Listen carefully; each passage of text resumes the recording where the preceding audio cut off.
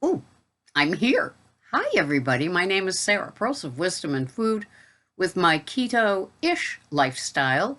To some, it's too many vegetables. To others, it's not enough fats. To whatever, because you know that anonymous people that don't know me have a say in what I eat and drink and what I do. Good. There you go. So I'm codependent, and so are you. Anyway, welcome. If you're older and your metabolism is older and you are practicing keto and wondering what's next or how to do it, I would say that keto is the most boring food plan in the world that works. There's the key, that works.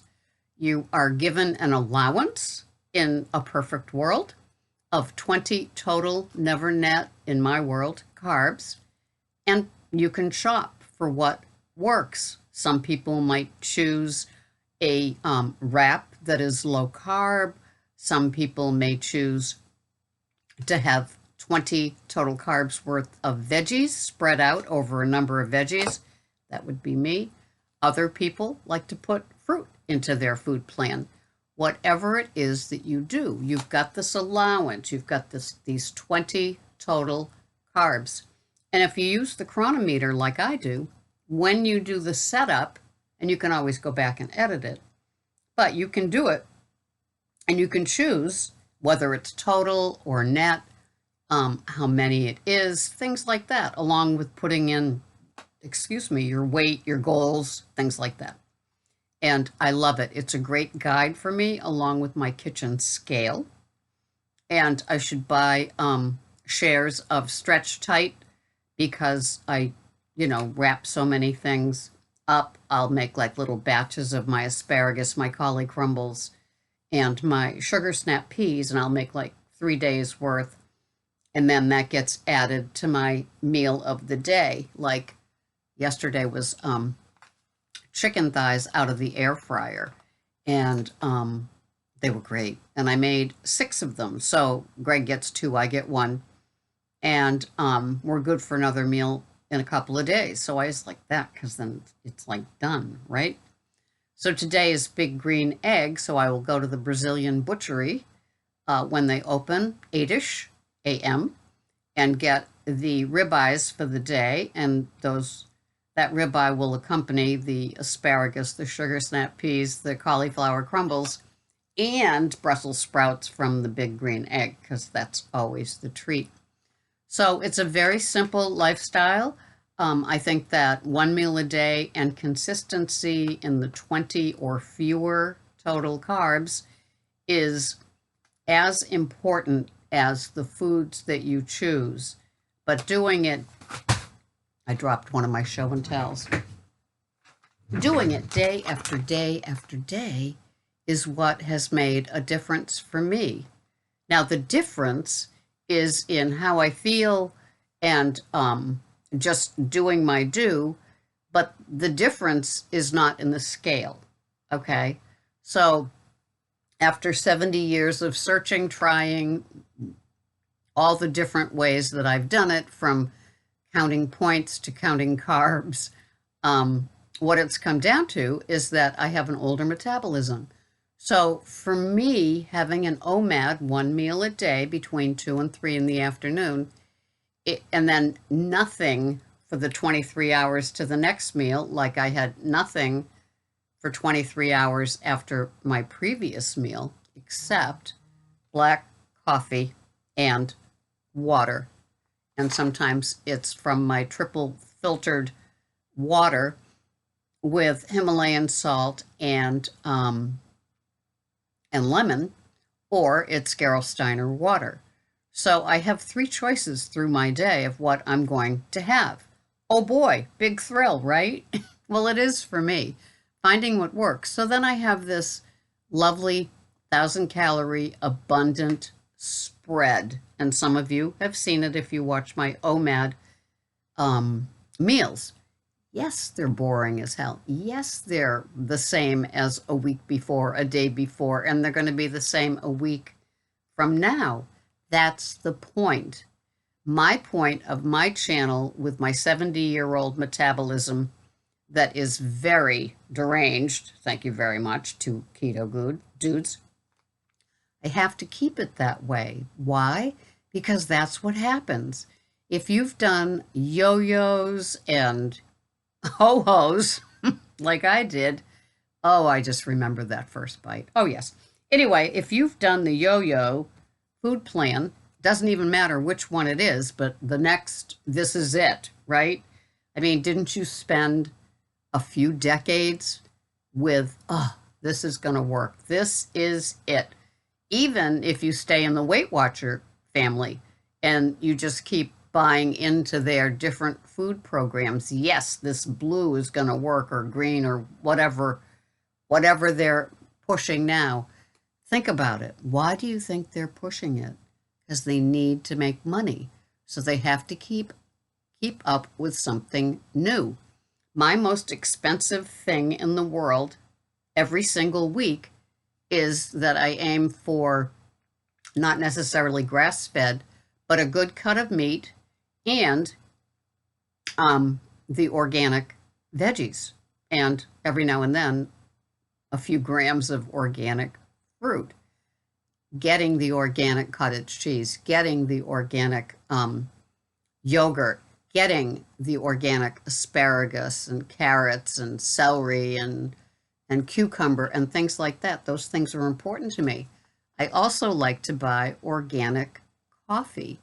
And when I do, it's just, it's just upping it a little bit and bringing to me, just to me, it makes my day a little bit elegant. My small pleasures are big deals, like these glass double-walled little mugs that I use, like the way that I have my coffee. I worked a long time on black coffee. I had many, many years. I have had every concoction, every formula for the perfect cup of coffee. And finally, I was able to wean myself off of the other and focus on the coffee, the bean, the strength of it, the luxuriousness of a fine coffee, and enjoying it. Sometimes I use Keurig organic coffees like the Paul Newman Special Blend or VitaCup or Peak Performance.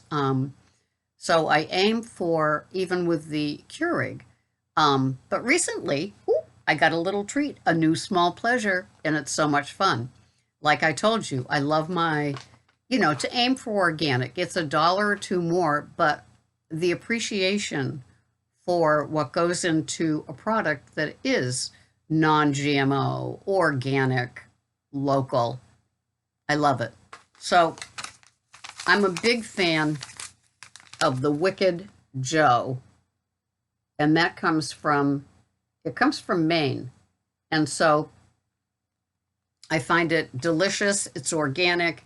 It's on sale this week for $2 off a bag. And I've got probably every flavor except, no caffeine, caffeine free. And so this is dark roast, smoky and smooth. Then the treat is this little French press that I just got from Amazon. I think it was less than $18. It's double-walled stainless steel, and it's 11 and something ounces. So that's perfect. It looks bigger like this, but it's not. It's just the perfect 8-ounce cup of brew. And so this is my new fun. And yes, it takes a little bit more time. And yes, it takes a little bit of, watching and timing and thising and thatting. But it's kind of worth it for the nice cup of coffee. And so that's what I had today for my very first time. Delicious. And as you can see, the grounds end up in the cup. And I guess it's to be expected. And so I'll just get better at it, making it. But it's something that I wanted. The research that I did showed that a double-walled stainless steel will hold up better and keep the coffee hotter than just the glass French press. Plus, it just seems so, I don't know. Remember when we made coffee with our Faberware or whatever it was on top of the stove? It just reminds me of that. This is not an on top of the stove. So I had to boil the water first, and then you put it in here to kind of heat this up. Then you dump out that water, you put in your coffee, blah, blah. Then you time it. So it's a lot of fun, and it brings a little bit of worth it elegance. And I know it's organic. I know it's local. I love the name Wicked Joe. You can get it on Amazon as well if it's not in your local store, because I'm in New England, so they're going to have a New England brand like Wicked Joe on the shelves. So, it's just a new thing for my happy place of drinking just black coffee, and I love it. And as Dr. Cyrus says, it is a bridge to my next OMAD, my next meal. So I bought a beautiful piece of chuck roast, just tons of fat on it. And I don't know if any of you remember adding coffee to a pot roast. I know when I worked at the shelter, a lot of women from a certain area of Massachusetts where they came from a long line of Portuguese grandmothers that cooked incredible meals, and they would add coffee to their pot roast. And so it's a little thing, it's my little takeaway, because you learn to see how certain ethnic dishes came to be, what people used a lot. And one of my clients, the first time I saw her put half a pot of coffee into her pot roast, into the crock pot, it was like, what are you doing? And then slicing it a little and adding in butter. Divine. That's all I can say. The broth is divine. The coffee, infused pot roast. I don't know if it works on the tendons to make it even more tender. It's a chuck roast. It cooks a long time, so it ends up tender anyway. So just another little thing to my day. So I keep it simple, but it's not always easy, right? Simple, like a simple pot roast, still has a number of steps. I am adding organic little baby peeled carrots to my pot roast with my cauliflower crumbles. Greg has the red bliss potatoes. I keep it that simple. There's no garlic, there's no chopped onions. It's just a simple piece of beef with carrots and in my case, cauliflower crumbles. Simple, but the flavors are so infused and rich. I guess that's what, this coffee does in the little French press, as well as the broth of the pot roast. It's little things like that. And so when you see me day after day, if you still bother to watch the OMADs, they may look like same old, but a lot of prep and a lot of care goes into my veggies, my choices of veggies, my securing the veggies, hopefully whole foods. Usually, I should say whole foods, because they have the best organic spread. But doing Instacart, it also shows me the regular retailers like Stop and Shop, Shaw's, Aldi's, places like that, who has the best organic sections, right? Some are better than others.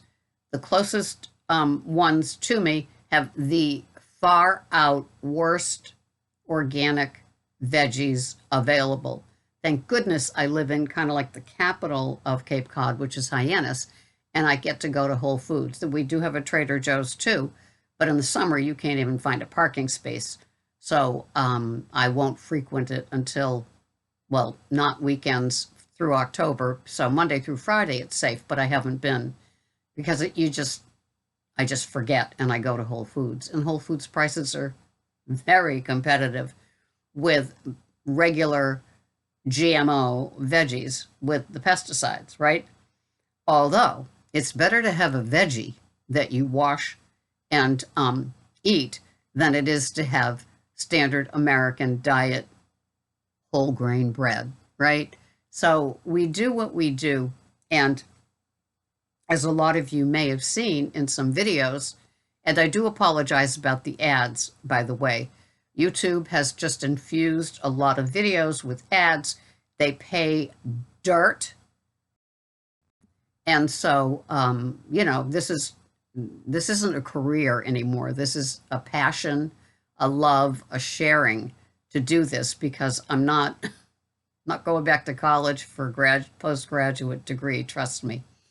So anyway, when I do these videos, it's just to show that it's the everyday life of a consistent food plan, because that's where a lot of people get derailed.